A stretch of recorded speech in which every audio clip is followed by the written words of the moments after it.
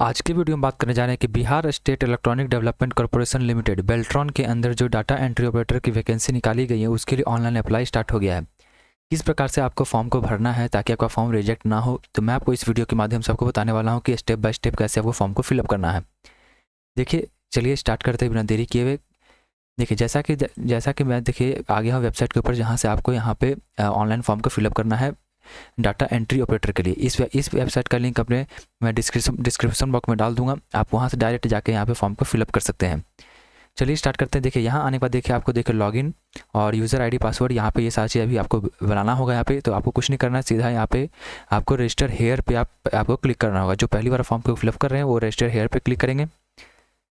देखिए, जैसे ही आप यहाँ पे कीजिएगा तो देखिए कुछ अलग से यहाँ पे देखिए BSEDCDEO 2024 यहाँ पे लिखा होगा। देखिए, ये रहा वेबसाइट का, मैं आपको लिंक दे दूंगा, आप वहाँ से फॉर्म को फिलअप कर सकते हैं आराम से आपको कोई भी दिक्कत नहीं होगा।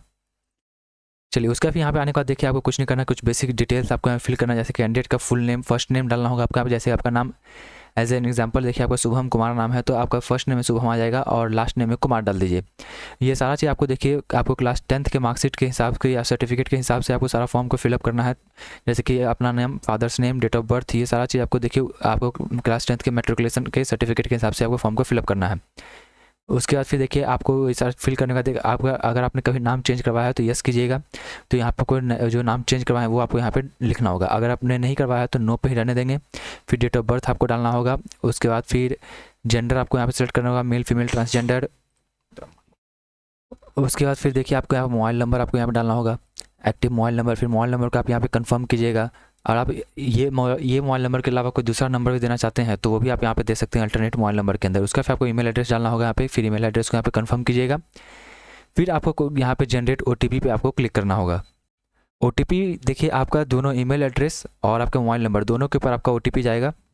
तो जैसे ही आप जनरेट OTP पे क्लिक कीजिएगा तो देखिए उसका फिर कुछ आपको देखिए कैप्चा यहाँ पे आपको डालना होगा। ये जो कैप्चा आपको नजर आ रहा है ये कैप्चा आपको यहाँ पे फिल करना होगा। फिर आपको सबमिट पे क्लिक करना होगा। देखिए उसके फिर जैसे आप कीजिएगा तो यहाँ पे देखिए kindly use OTP received on your mobile number and email address, और मतलब दोनों के ऊपर यहाँ पे जाएगा, जिसके अंदर भी आपको डालना होगा डाल दीजिए यहाँ पे। उसके बाद देखिए एंटर OTP, आपको दोनों में से जिसका भी OTP आपको यहाँ पे आ गया वो दोनों में से यहाँ पे किसी एक का डाल दीजिए, चाहे आप मोबाइल नंबर के से OTP या फिर आप ईमेल आईडी वाला, दोनों आपको यहाँ पे दोनों में से कोई एक आपको यहाँ पे डालना होगा। फिर आपको वैलिडेट OTP पे आपको क्लिक करना होगा। अगर आपका OTP नहीं आता है तो आपको रिसेंट OTP भी कर सकते हैं। देखिए उसके बाद फिर आपको देखिए जैसे आप OTP डाल के वैलिडेट पे कीजिएगा कि कुछ इस प्रकार से आपका आएगा, OTP has been validated successfully, okay कर दीजिएगा यहाँ से। उसके बाद फिर आपको कुछ नहीं करना है, नीचे ऊपर सारा चीज़ आपका फिल है तो नीचे आई एग्री पे क्लिक करना होगा। फिर आपको ये कैप्चा कोड डाल के आपको रीवेरीफाई आपको करना होगा। उसके फिर देखिए टोटल कुछ इस प्रकार से आपका यहाँ पे आएगा वेरिफिकेशन फॉर। यहाँ पे देखिए आपको क्या करना है, have you ever change name जो आपका है यहाँ पे, जो मान लें कि select the check box if entered value is displayed correctly.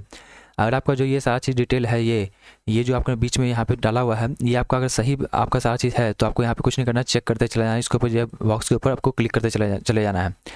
आपके पास सारा चीज़ रहेगा तो देखिए आप यहाँ से एडिट कर सकते हैं इसको रजिस्ट्रेशन। उसके फिर आप यहाँ पे कोई भी चेंज नहीं कर सकते रजिस्ट्रेशन। यहाँ पे आपको सारी चीज़ संभल के आपको सबके सारी चीज़ आपको फिल करना होगा।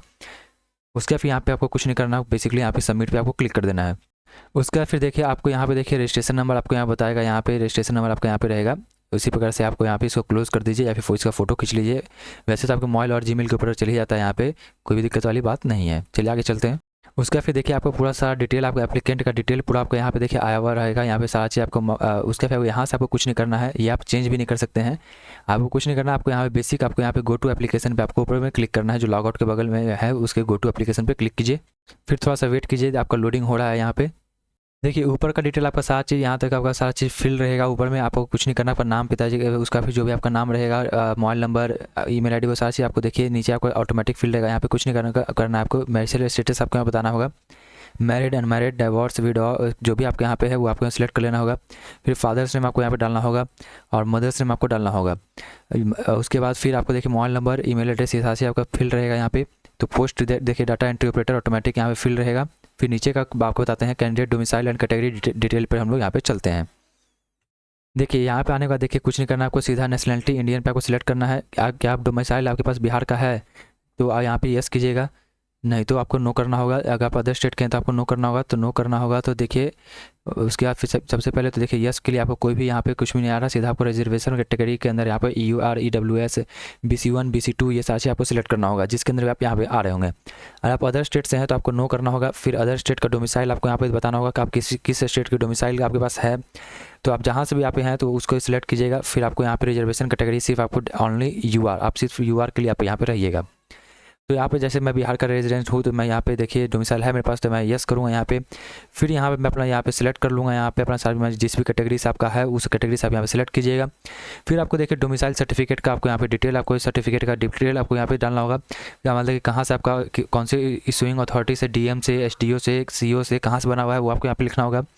फिर डेट ऑफ इशू, आपका डेट ऑफ इशू आपको लिखा होगा किस डेट में आपका इशू होगा वो। फिर डोमिसाइल सर्टिफिकेट का यहाँ पे सीरियल नंबर जो आपका रहता है BRC इस प्रकार से आपका रहता है, वो BRC CO करके ऐसा कुछ रहता है आपका 2023 इस प्रकार से रहेगा, वो आपको डालना होगा यहाँ पे। फिर आइडेंटिफिकेशन अपना कोई भी एक आइडेंटिफिकेशन मतलब कि चिन्ह अपना डालिए शरीर के ऊपर, मतलब कोई भी कट निशान है या फिर कोई तिल है कुछ भी है तो आपको कोई एक आपको यहाँ पे डालना होगा यहाँ पे। फिर आपको यहाँ पे प्लीज़ टाइप ऑफ आइडेंटिफिकेशन के लिए आपको किस प्रकार से चाहिए, जैसे कि voter ID, driving licence, PAN card, passport या फिर कोई अदर ID कार्ड जो गवर्नमेंट अथॉरिटी के साथ दिया हुआ है। तो जो भी आप यहाँ पे से है वो आप यहाँ पे दे सकते हैं, कोई भी दिक्कत वाली बात नहीं है। फिर जो भी आप यहाँ सेलेक्ट कीजिएगा उसका यहाँ पे देखिए आपको नंबर डालना होगा। जैसे मैंने पैन कार्ड सेलेक्ट किया तो पैन कार्ड नंबर और आपके पैन कार्ड के ऊपर क्या नाम लिखा है वो यहाँ पे डालना होगा।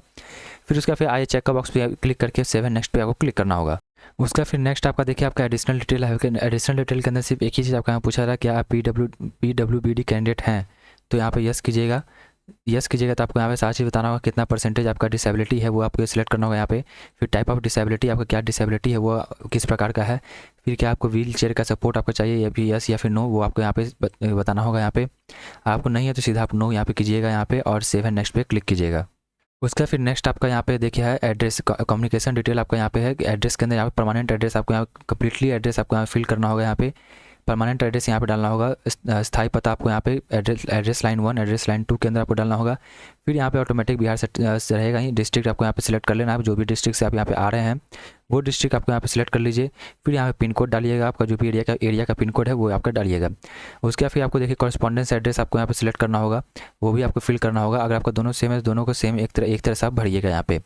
अगर अलग अलग है तो दोनों को अलग अलग फिल करना होगा आपको यहाँ पे, और सेम भी है तो तभी अलग अलग। यहाँ पे देखिए कॉरेस्पॉन्डेंस एड्रेस का मतलब है वर्तमान पता, जैसे कि बिहार आपका स्थायी पता है, आप कहीं बाहर रह रहे हैं और तो आपको वहाँ कोई सारा चीज़ आपको मंगवाना है तो आपका यहाँ पे कॉरेस्पॉन्डेंस एड्रेस का आप वहाँ का एड्रेस डालिएगा। सीधा बात ये है। ऐसा चीज़ फिल करके आपको सेव एंड नेक्स्ट पे क्लिक करना है। उसके फिर नेक्स्ट आपका यहाँ पे क्या है देखिए, नेक्स्ट में आपको मेट्रिकुलेशन का डिटेल आपको यहाँ पे डालना है। मेट्रिकुलेशन के 10th का डिटेल आपको यहाँ पे डालना होगा। फिर उसका फिर एसेंशियल क्वालिफिकेशन जो आपका क्वालिफिकेशन है वो आपको डालना होगा। फिर यहाँ पे टाइपिंग का यहाँ पे मीडियम डिटेल आपको फिल करना होगा। फिर कंप्यूटर का डिटेल आपको फिल करना होगा। फिर कोई हायर एजुकेशन क्वालिफिकेशन है तो वो आपका यहाँ पे आपको डालना होगा। चलिए एक एक करके मैं आपको बताता हूँ। यहाँ पे सबसे पहला, इन केस ऑफ ग्रेड्स या फिर CGPA the conversion to the percentage of marks would be based on the procedure as certificate by the respective board या फिर यूनिवर्सिटी या फिर इंस्टीट्यूशन। जो उस बोर्ड या फिर यूनिवर्सिटी का जो उनका तरीका होता है उस प्रकार से होगा। इफ़ एनी बोर्ड यूनिवर्सिटी, देखिए मेट्रिकुलेशन के अंदर सबसे पहले कौन से बोर्ड से आपने क्लास 12 माफ़ कीजिए क्लास 10th किया है वो आपको यहाँ पे लिखना होगा। जैसे बिहार बोर्ड से तो BSCB पटना लिख दीजिएगा या फिर Bihar board Patna full form में लिख दीजिएगा। फिर कौन से स्कूल और फिर स्कूल का नाम यहाँ पे लिखना होगा। फिर आपके परसेंटेज में आपका क्या आपके मार्कशीट के ऊपर मार्क्स लिखा हुआ है तो मार्क्स बेसिस पे जाइएगा आप। CGPA लिखा है CGPA, उसका फिर ग्रेड तो ग्रेड आपको ये आपको सिलेक्ट करना होगा। यहाँ पे मार्क्स बेसिस रहेगा तो मार्क्स डालिएगा, CGPA रहेगा तो CGPA डालिएगा, क्योंकि CBSE वालों का CGPA रहता है तो CGPA यहाँ पे डालिएगा। फिर CGPA जितना CGPA आपको आया है वो आपको यहाँ पे लिखिएगा। टोटल CGPA 10 के अंदर रहता है वो लिखिएगा। फिर CGPA मल्टीप्लाइंग फैक्टर आपका जो रहता है वो CGPA मतलब CBSE का 9.5 से रहता है तो आपको यहाँ पे लिखना होगा। फिर ईयर ऑफ पासिंग आपको यहाँ पे सिलेक्ट कर लेना होगा। आप जिस भी साल यहाँ पे पास किए हैं वो आपको यहाँ पे सिलेक्ट कर लीजिएगा। ये आपका देखिए हो गया क्लास 10th का। फिर आपको देखिए आपको क्लास 12th का यहाँ पे मार्क्स, उसका फिर नेक्स्ट एसेंशियल क्वालिफिकेशन जो आपका क्लास 12th यहाँ पे कीजिएगा। तो यहाँ पे देखिए क्लास 12th आपको यहाँ पे सिलेक्ट कीजिएगा। उसका फिर यहाँ पे उसी प्रकार से नेम ऑफ बोर्ड डालना होगा, स्कूल का नाम डालिएगा। फिर सब्जेक्ट आपको कौन सा सब्जेक्ट था इसके अंदर वो आपको यहाँ पे डालिएगा क्लास 12th के अंदर। फिर आपके मार्कशीट के अंदर परसेंटेज था तो परसेंटेज लिखिएगा, तो और CGPA रहेगा CGPA। फिर उसका मार्क्स ऑब्टेंड, कितना मार्क्स आपको यहाँ पे आया है और टोटल कितना 500 में से यहाँ पे 500 लिखिएगा, यहाँ पे 500 में कितना मार्क्स आया ये लिखिएगा। फिर ऑटोमेटिक परसेंटेज फिल हो जाएगा। फिर ईयर ऑफ पासिंग आपको यहाँ पे लिखना होगा। तो ईयर ऑफ पासिंग में यहाँ पे लिख दीजिएगा, फिर इसी प्रकार से आपको फिल करना है।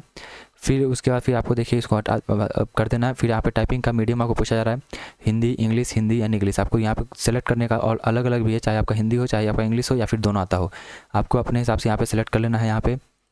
उसके बाद यहाँ पे कंप्यूटर का डिटेल आपको पूछा जा रहा है कि रिक्वायर्ड कंप्यूटर आपने क्या क्या कि मतलब एक साल का कंप्यूटर कोर्स किया या फिर DDEO course qualified from BSDM 400 साल मतलब 400 घंटे का, तो आप 1 ईयर कंप्यूटर कोर्स यहाँ पे लिखिएगा। फिर इंस्टीट्यूट का नाम लिखिएगा आप यहाँ पे, कौन सा इंस्टीट्यूट से है, इंस्टीट्यूट रिकॉग्नाइज्ड है या फिर नहीं है वो आपको यहाँ पे यस करना होगा। फिर month and year of passing आप यहाँ पे लिखना होगा जो आपके मार्कशीट के ऊपर लिखा होगा। फिर अगर आपने मतलब कि ये तो आपका बेसिक चीज़ हो गया, मानिए कि आपने ग्रेजुएशन किया हुआ है, आप यहाँ पे डालना चाहते हैं तो यहाँ पे डाल सकते हैं, नहीं तो कोई भी दिक्कत वाली बात नहीं है, आप इसको नहीं फिल कीजिएगा तो कोई दिक्कत नहीं है। अगर आपके पास कोई हायर एजुकेशन क्वालिफिकेशन है तो आप यहाँ पे फिल कीजिए, नहीं तो छोड़ दीजिए इसको। ये सारी चीज़ फिल करने के बाद आपको देखिए सेव एंड नेक्स्ट पे आपको क्लिक करना होगा। फिर नेक्स्ट आपका यहाँ पे हो जाएगा टेस्ट सिटी। अब आपको एग्जामिनेशन सिटी आपको यहाँ पे डालना होगा, तो आपको बिहार के अंदर ही आपको कोई 3 यहाँ पे आपको जिला देना होगा, जैसे पटना, मुजफ्फरपुर, भागलपुर, पूर्णिया, दरभंगा, आरा, यहाँ पे आपको इतना सेंटर दिया गया है। आप इसके अनुसार आप यहाँ देखिए फॉर्म को फिलअप कर सकते हैं। अपने घर के नज़दीक में जो भी आपका यहाँ पे आए आप उसको फिल कर लें, जो भी आपके घर के नज़दीक में रहेगा वो, ये सारी चीज़ फिल करके आपको ये देखिए सेव एंड नेक्स्ट पे आपको क्लिक करना होगा। फिर नेक्स्ट आपको यहाँ पे डॉक्यूमेंट अपलोड करना है। आप डॉक्यूमेंट अपलोड करने के लिए यहाँ पे देखिए सबसे पहले तो रिसेंट पासपोर्ट साइज फ़ोटो आपको यहाँ पे चाहिए। फ़ोटो आपका देखिए 50 से 80 KB के बीच में आपका होना चाहिए यहाँ पे। फिर आपको सिग्नेचर आपको यहाँ पर अपलोड करना होगा, 50 KB से 80 KB के बीच में आपका सिग्नेचर रहेगा। यहाँ पे क्लिक हेयर टू अपलोड के ऊपर आप जाइएगा, जहाँ पे आपका फ़ोटो रहेगा उसको सिलेक्ट कीजिएगा तो आपका फ़ोटो सिलेक्ट हो जाएगा। फिर आपको स्टेट का डोमिसाइल सर्टिफिकेट जो 100 KB से 300 KB के बीच आपका होना चाहिए। फिर क्लास 10th का मार्क्स सर्टिफिकेट आपको चाहिए। फिर क्लास 10th का मार्कशीट। फिर एसेंशियल क्वालिफिकेशन सर्टिफिकेट आपको यहाँ पर डालना होगा। फिर उसका फिर upload your scanned essential marksheet, आपको मार्कशीट डालना होगा जो क्लास 12th का यहाँ पे सर्टिफिकेट और मार्कशीट। अगर पास मार्कशीट ही है, सर्टिफिकेट नहीं है तो आप सीधा मार्कशीट ही दोनों जगह अपलोड कर दीजिए। फिर अगर आपने हायर क्वालिफिकेशन डाला है तो यहाँ पे उसका सर्टिफिकेट डालेंगे, नहीं तो उसको छोड़ देंगे। फिर आपको यहाँ पे कंप्यूटर कोर्स का सर्टिफिकेट आपको डालना होगा। बस उसका फिर सारी चीज़ फिल करने के बाद देखिए आपको यहाँ पे पेमेंट, आपको यहाँ पे पेमेंट का ऑप्शन आ रहा होगा। यहाँ पे पेमेंट करने के बाद यहाँ पे देखिए नीचे आपको choose your payment mode online यहाँ पे सेलेक्ट कर लेना होगा। फिर यहाँ पे सारे चेकअप बॉक्स के ऊपर आपको क्लिक कर लेना होगा। फिर आपको यहाँ पे देखिए ये कैप्चा कोड डाल के आपको प्रीव्यू पे ऊपर कीजिएगा, पहले सारा चीज़ चेक कर लीजिएगा, फिर आप सबमिट कीजिएगा। देखिए आगे बढ़ने से पहले मैं आपको एक चीज़ और बता देता हूँ। यहाँ पे देखिए जो आपका फ़ोटो का जो आपका बैकग्राउंड रहेगा वो आपका वाइट कलर का, आपका वाइट बैकग्राउंड आपका यहाँ पे रहेगा फ़ोटो का। यहाँ पे देखिए जैसे कि मैं क्लिक हेयर टू अपलोड पे करूँगा तो यहाँ पे देखिए आपको सबसे पहले फोटोग्राफ शुड भी और passport size photo with and coloured with white background. देखिए वाइट बैकग्राउंड का अंदर आपको यहाँ पे चाहिए, तो आपको यहाँ पे वाइट बैकग्राउंड वाले फ़ोटो आपको यहाँ पे डालना होगा। देखिए यहाँ से आप सारा चीज़ प्रीव्यू कर लीजिए। यहाँ पे सारा डॉक्यूमेंट जो आपने डाला है यहाँ पे क्लिक हियर टू डाउनलोड पे चेक करके सारा डॉक्यूमेंट जो आपने सही फिल किया है ऊपर से लेके सारा चीज़ आप चेक कर लीजिए यहाँ पे, क्योंकि इसके बाद आपको एडिटिंग का मौका नहीं दिया जाएगा। तो मेरा सारा चीज़ सही है तो मैं नीचे देखिए आपको ओके का नज़र आ रहा होगा, तो यहाँ पर मैं ओके कर देता हूँ। तो अब बेसिक कुछ नहीं करना है, आपको सीधा आपको सबमिट पर क्लिक करना है। देखिए सबमिट पे क्लिक करें तो यहाँ पे देखिए please view signature before submit. Submit करने से पहले आपको सिग्नेचर को चेक करने के लिए बोला जा रहा है, तो चलिए हम कर लेते हैं। देखिए उसका फिर देखिए आपका सीधा पेमेंट का यहाँ पे आपका आएगा UPI QR कोड, जैसे भी आपको यहाँ पे क्रेडिट कार्ड डेबिट कार्ड जिस प्रकार से आपको यहाँ पे पेमेंट करना है आप यहाँ से पेमेंट कर सकते हैं। यहाँ पे जैसे आपका पेमेंट यहाँ पे सक्सेस होगा तो आपका ऑटोमेटिक फॉर्म सबमिट आपका हो जाएगा, और वहाँ से आप प्रिंट आउट उसको कर लें। वहाँ पे आप अपने लैपटॉप या फिर मोबाइल के अंदर उसको सेव करके फ्यूचर के लिए आप इसको रख सकते हैं। अगर आपको वीडियो अच्छा लगे चैनल को लाइक करें, सब्सक्राइब करें, ज़्यादा शेयर करें। चलते मिलते हैं अपनी अगली वीडियो में।